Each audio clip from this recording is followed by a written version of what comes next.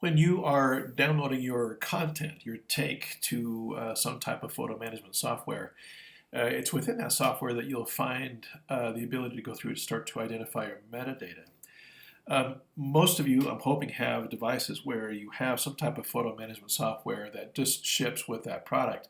Like, for example, if you had a MacBook Air or Pro or something that way, you're using iPhoto, which is probably the most ubiquitous photo management software that's out there.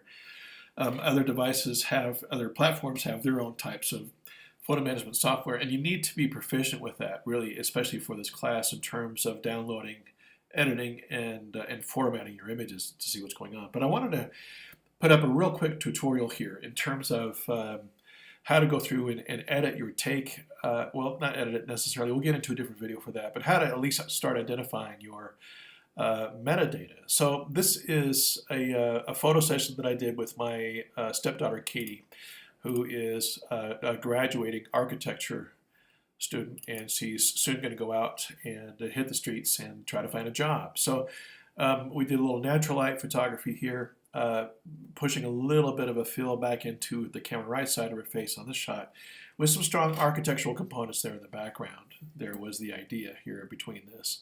Let's see, that's probably her better one there as we go along. So what I'm going to bring up in this, I have this, I'm going to pull this into an info mode, and as you can't see that as off screen, as I click that, it comes up with my metadata up here. So 200 ISO, I was shooting at 50 millimeters.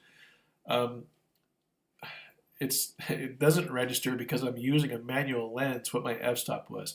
But I do know for this particular shot that the f-stop was at a 1.7, or a 1.4 actually. It was the fastest f-stop that I had, and it was shot at 1/640th, there we go, of a second. So this is the metadata that I'm looking for, okay? And your program might manifest that a little bit differently, but it's all there, and you can find it just by clicking on that.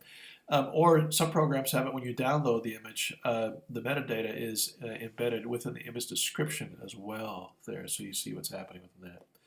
All right, I have disabled location metadata with my camera.